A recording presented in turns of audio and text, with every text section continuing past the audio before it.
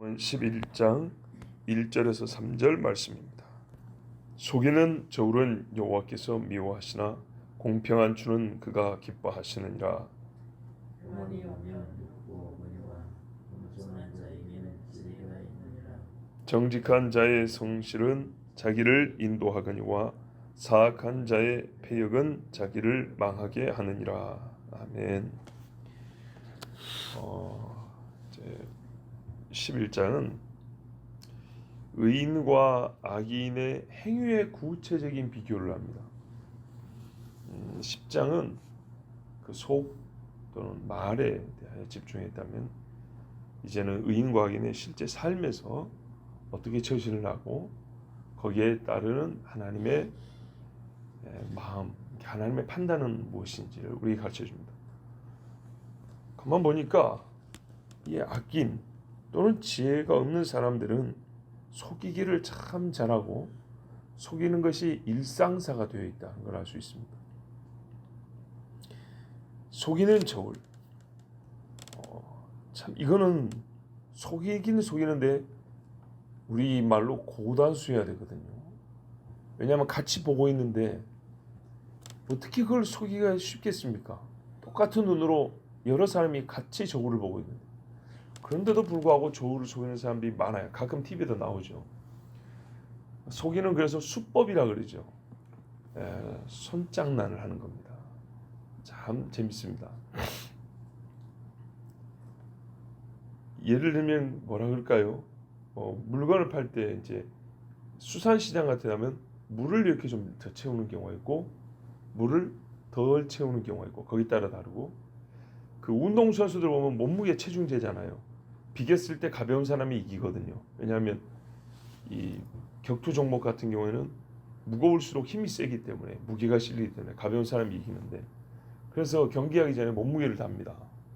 몸무게를 달 때 옆에서 누가 몸무게를 이렇게 보는 척 하면서 사람을 옆구리를 살짝 들어줍니다. 팔을 살짝 들어줍니다. 그럼 가벼워지겠죠. 이런 아주 묘한 수까지, 사람의 체중에서 물건의 무게까지 속이는 저울들이 있습니다. 추는 양쪽으로 기울이지 않습니까? 이제 추로 또 저울을 삼기도 하는데, 추를 숫자는 같은 수가 적어져 있는데 실제 무게는 다른 경우가 있습니다. 5라고 적어졌지만 4.8이 나가는 것도 있고 5.1이 나가는 것도 있고, 자, 이런 식으로 해가지고 속입니다. 속여서 뭐 하려고 하죠? 대개는 경제적 이득을 취하려고 하는 거죠. 한마디로 사기치는 겁니다. 사기치는. 자, 이것을 하나님이 싫어합니다. 이렇게 무게만 다르게 하는 것도 큰일인데, 이제는 말할까요? 이 무게를 다르게 해서 경제적인 이익만 취하는 게 아니라 사람의 운명이라고 할까요? 이게 달라진 경우가 있습니다.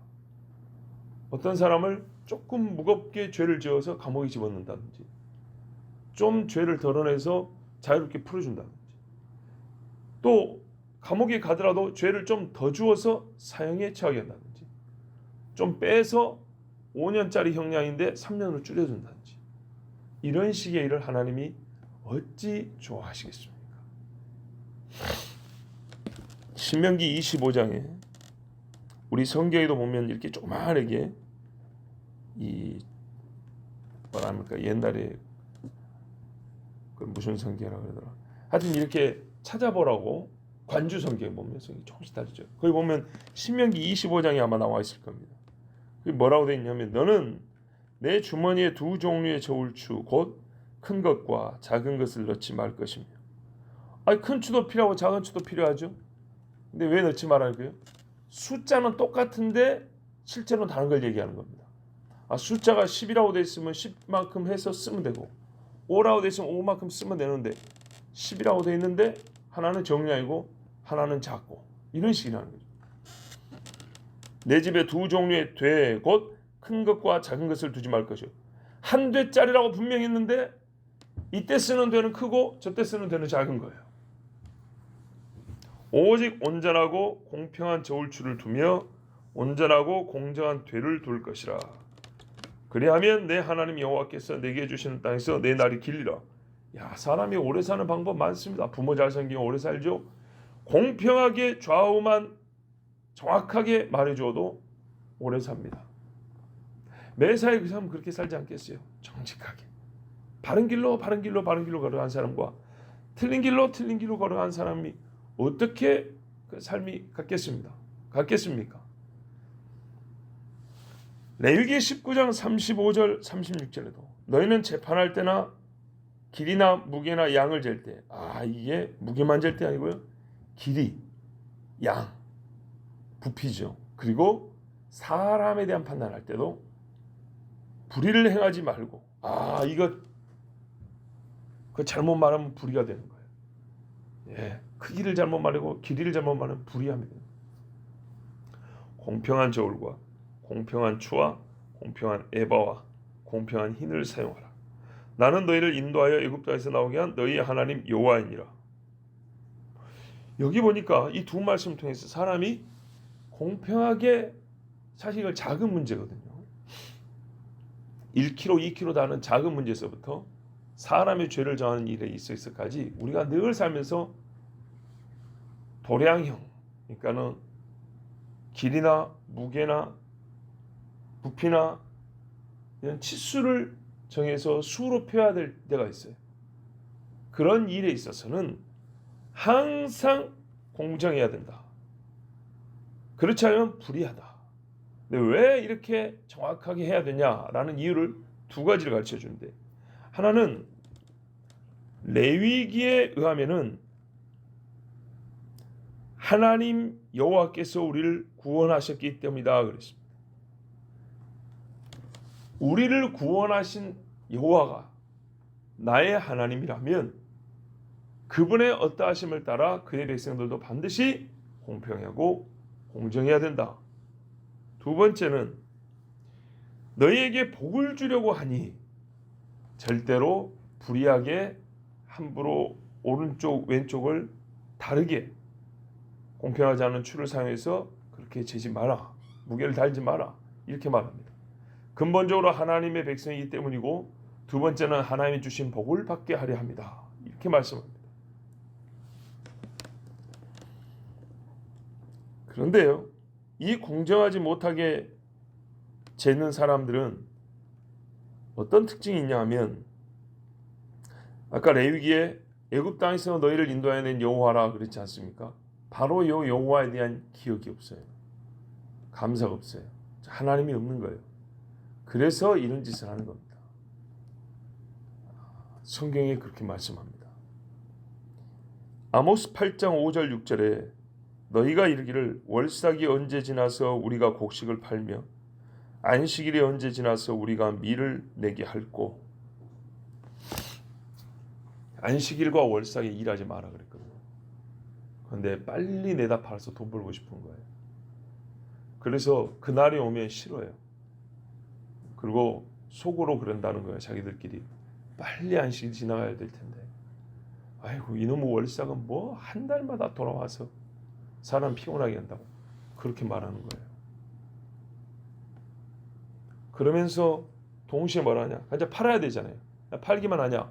이렇게 안식일과 월삭에도 세상적인 이익을 얻을 것을 궁리하고 하나님 앞에 안식하는 것을 싫어하는 사람들은 그 일을 할 때도 공정하지 못하고 공평하지 못하다는 것을 고발해주고 있어요. 에바를 작게 하고 세계를 크게 하며 거짓 저울로 속이며 은으로 힘없는 자를 사며 신앙켤레로 가난한 자를 사며 찌꺼기 밀을 팔자 하는도다. 보세요. 하나님 앞에 우리로 말하면 주일날 예배 똑바로 드리지 않으면서 일상생활에서 정직하게 살 수 있다. 천만의 말씀이에요. 하나님 앞에 예배하지 않으면서 세상의 빛이 될 수 있다. 완전 거짓말이에요. 옛날에 유다 사람들도 그랬다잖아요. 네. 이놈의 안식일 언제나 빨리 지나갈까? 빨리 가버렸으면 좋겠다. 빨리 장사하게. 근데 그 속에는 가만 보니까 평시에, 그러면은 안식일 빼고 6일 동안에 뭐 하는가 봤더니 속이기를 밥 먹듯이 하더라는 거예요. 그래서 하나님 뭐래요? 아모스서에 나오잖아요. 내가 너희 절기를 싫어하고 너희 비파 소리도 그쳐라. 찬송 소리도 다 집어쳐라, 듣기 싫다. 대신 내가 너희로 듣게 하고 싶은 소리가 있는데 파도의 성난 소리를 듣게 해주마. 바닷물을 부르다가 너희 거하는 땅에다가 쏟아버리는 소리를 듣게 해주마. 얼마나 무섭습니까? 근데 무섭게 그 심판을 받을 일을 하잖아요, 사람. 출애굽기 30장 13절에 무릇 계수 중에 드는 자마다 성소의 세겔로 반 세겔을 낼지니 한 세겔은 20개라라. 그 반 세겔을 여호와께 드릴지며. 20세 이상으로 하나님이 속전을 내라 그랬습니다. 그 생명에 대하여 하나님께 생명값을 내라 그랬습니다. 성소에다가, 하나님을 만나는 그곳에다.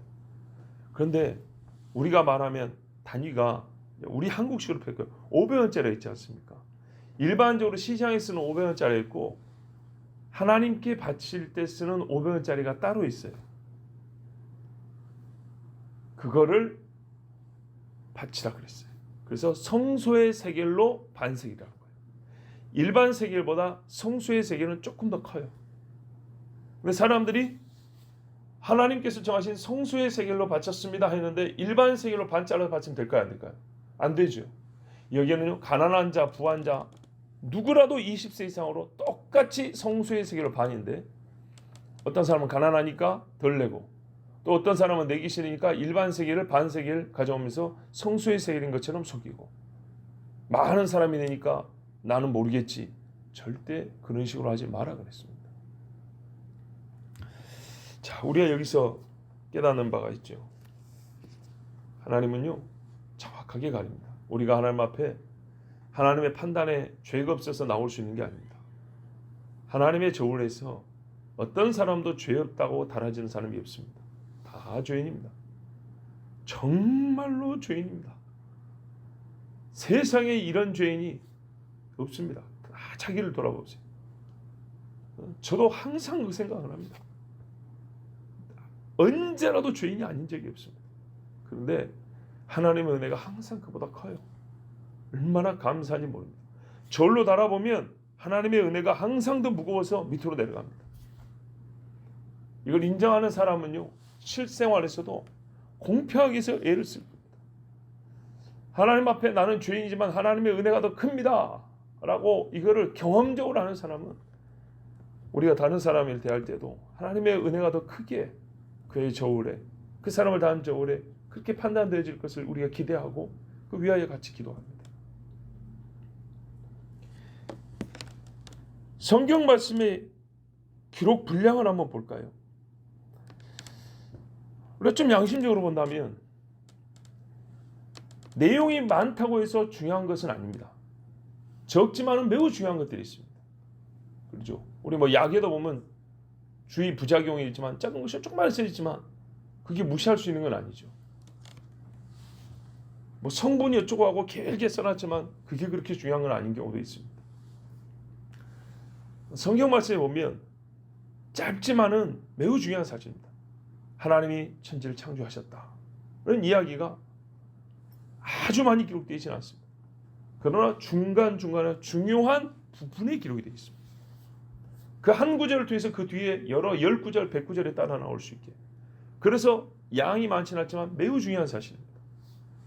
그런데 또 분량이 많은 것은요, 그 자체로 매우 중요하다는 증거이기도 합니다. 성경에 보면 반복하여 말씀해 주잖아요. 하나님은 말을 허투루 쓰는 분이 아니기 때문에 꼭 기억해야 되고 따라야 되는 말들은 반복하여 말씀해 줍니다. 그렇다면 여러분, 중요한 것일수록 반복하여 다양한 표현으로 우리에게 알려주신다면 읽을 때 우리가 그렇게 많이 눈에 띄는 부분은 조금 더 신경 써서 읽어야 되지 않겠습니까? 기록 분량이 많은 것은 역시 설교의 분량도 많아야 되지 않겠습니까? 그렇죠. 똑같이 창세기부터 계시까지 쭉 간다 하면 자연스럽게 많이 기록되어 있는 부분은, 아니 많이 기록되어 있는 주제의 말씀은 많이 설교가 나오겠죠. 왜? 66권 중에 2번씩만 있다고 평균을 잡아도 100몇 번을 설교해야지 정상입니다. 주제별로 나눴습니다. 자, 그렇게 보면, 그렇게 분량으로 보면, 예를 들어서 뭐가 있을까요? 세례나 또 주일날 예배 드리는 거나 11조나 얼마나 중요한 것들입니다. 다 중요하죠. 보세요. 11조 중요하죠. 세례 중요하죠. 절기를 지켜 하나님 앞에 예배하는 거 중요하죠. 이거는 분량이 많지 않아도 굉장히 중요하죠. 그런데 이 세 가지 주제를 다 모은 것이 1이라고 하면 주님이 다시 오신다는 말씀은 10입니다. 평균으로 하면 세 개를 모아서 1이기 때문에 분리하면 세례에 대한 말씀이 1이면 주님이 다시 오신다는 말씀은 30이라는 얘기입니다. 이렇게 분량이 많아요. 그럼 어떻게 할까요? 30배를 많이 들어야 정생. 엄청나죠. 또 성경에 보면 각 복음서나 서신서에 그리스도인으로 실천해야 될 일들이 나오죠. 로마서에 보면 12장부터 흔히 실천상 삶의 복음에 적용 삶의 이야기가 나온다는데 이런 그리스도인의 생활이 주님이 다시 오신다는 말씀에 대하여 생활을 다 모아도 그리스도인은 이렇게 살아야 됩니다를 다 모아도 제가 알기로는 3분의 1밖에 안 됩니다. 그러면 주님이 다시 오신다는 이야기 주제는 엄청나게 많은 거죠. 자, 그래서 여러분 주님이 다시 오신다는 말씀의 그 주제 말씀이 그렇게 많기 때문에 설교도 그렇게 많이 들려져야 정상인 겁니다. 비중을 아주 입에다가 힘을 주고 말을 하든 좀 흔히 좋은 건 아니지만 대충 설교를 하든 간에 분량으로는 가장 많이 들을 수 있는 설교의 주제가 주님이 다시 오신다는 사실과 관계된 것이야. 그러면 여러분 우리 실제 생활에서도 신앙생활하면서 여러 가지 그리스도인으로서 의식하면서 사는 것들이 많잖아요. 주님이 다시 오신다는 약속에 대한 의식이 사실상은 대부분이어야 된다는 얘기입니다. 그것과 연관되는 신앙생활을 해야 된다는 얘기입니다. 이스라엘 백성이 애굽에서 종살이할 때 그들이 지금 종살이를 하지만 무엇과 상관하여 자기의 현재를 해석하겠습니까? 살 소망을 무엇과 관련하여 소망을 잃지 않고 갖게 되겠습니까? 아브라함이 주셨던 약속이잖아요. 400년 전에 아브라함에게 주셨던 하나님의 약속이 너의 백성을 반드시 내가 끌어내어 안식 가나안 땅에 드리리라. 이 약속을 붙들고 그날이 앞으로 오지만은 현재를 그 약속에 붙들고 살고 있지 않습니까? 그런 것처럼 우리가 주님이 다시 오신다는 이 약속에 붙들려서 오늘을 살아야 정상인 겁니다. 이게 공평한 겁니다.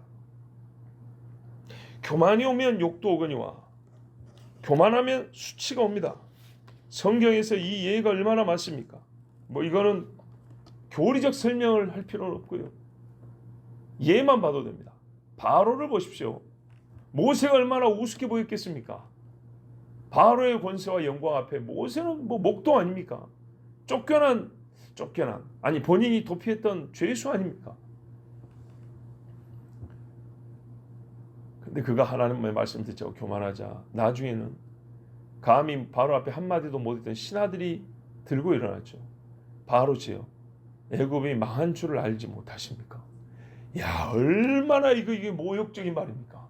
애굽이 망했다니. 아직 재앙이 10가지 가지도 안 했는데 신하들이 그렇게 말했어요.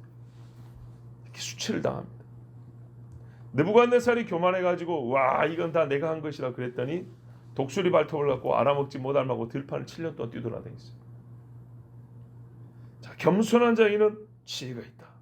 지혜는 겸손한 자와 더불어 있다 이 말입니다. 지혜는 누군가와 함께 하고 싶은데 겸손한 자와 있고 싶어요. 예, 예수께서는 심령이 가난한 자와 함께 계시고 싶어요. 예를 들면 누가 있을까요? 요셉을 보십시오. 그가 얼마나 지혜롭습니까? 그러나 그는 자기를 높인 적이 없습니다.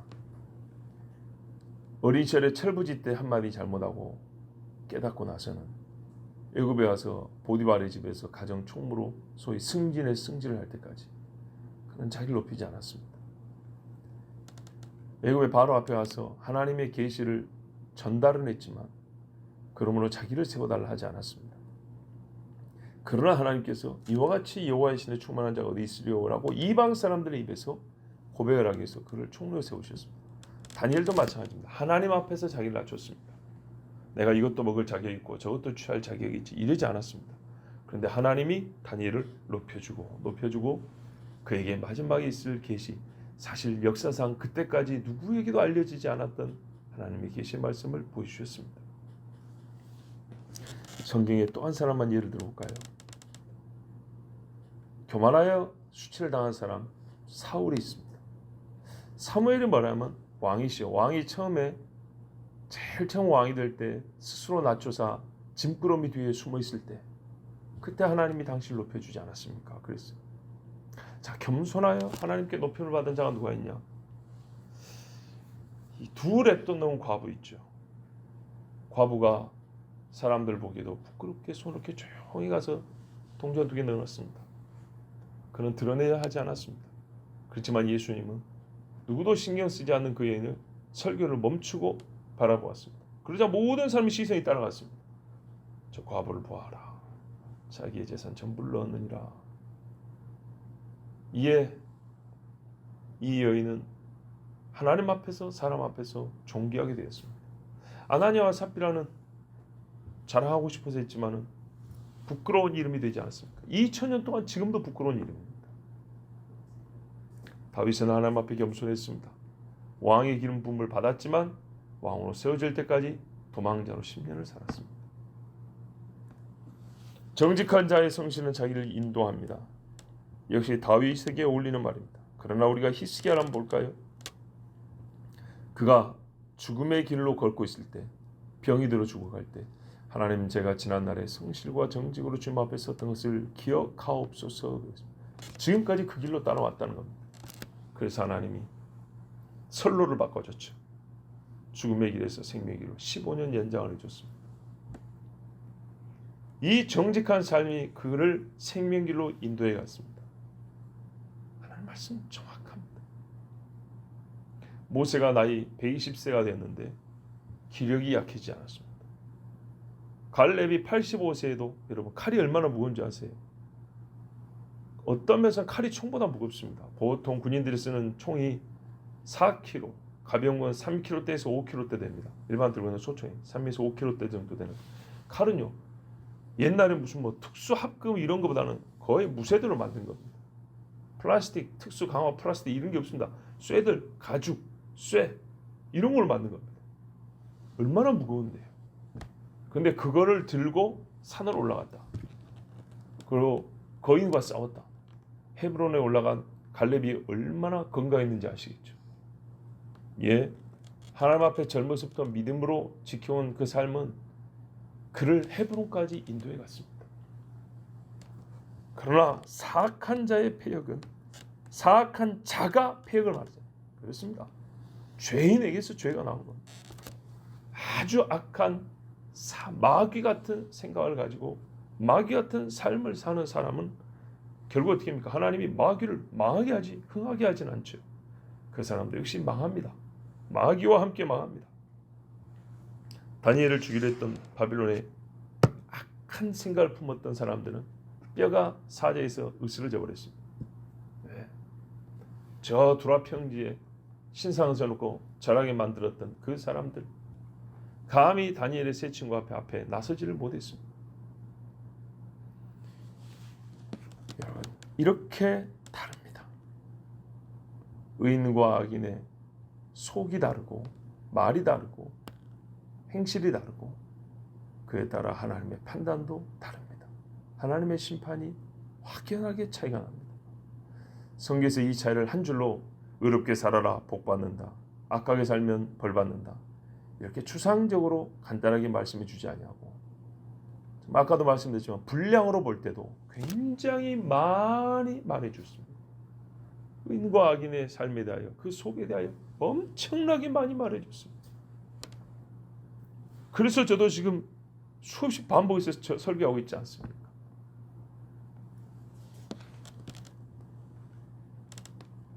이렇게 다른데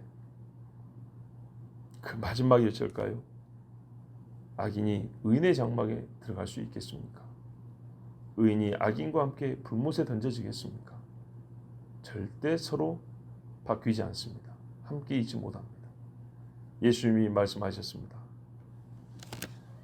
거지 나사로와 그 부자였던 사람이 너와 우리 사이는 큰 구렁이 있어. 오고 싶어도 오지 못하고 가고 싶어도 가지 못한다. 이게 종국입니다. 악인은 의인의 장막에 들어가지 못하고 의인은 성 밖에서 패역한 자들의 시체를 볼 것인데 그 벌레도 죽지 아니하고 그 불이 꺼지지 아니하였어. 하나님 눈앞에 가증하게 여겨져 버려진 그 악인들의 몸뚱아리를 보게 될 것입니다. 여러분, 새벽마다 하나님 앞에 나오는 일이 쉬운 일이 아닙니다. 그러나 얼마나 감사하고 좋은 일인가 생각해 보십시오. 내 몸이 하나님 앞에 나올 수 있다. 내 속에 무엇이 있어서 내 몸뚱아리를 움직여서 꼭 이 시간에 참이 자고 싶고 눕고 싶은 이 시간에 나의 몸을 끌어다가 하나님 앞에 세워놓는 것. 정직한 자의 성실은 자기를 인도하거니와. 이 말씀을 기억하시고 감사하십시오. 그래도 내 몸이 하나님 앞에 인도받을 수 있도록 나의 속사람이 타락하지 아니하고 교만하지 아니하고 하나님께서 이렇게 빚으시고 붙들어 주셨구나. 감사하며 하루를 생활하시고 또한 절대로 공평하지 않고 불의한 자의 곁에 가지 마십시오. 함께 멸망할까 두렵습니다. 의로운 자와 지혜 있는 자 옆에 계시고 나 스스로가 그렇게 되겠어. 함께 주님 앞에 복도 받고 우리의 삶이 주의 임재 가운데 가기를 축복합니다. 기도하겠습니다.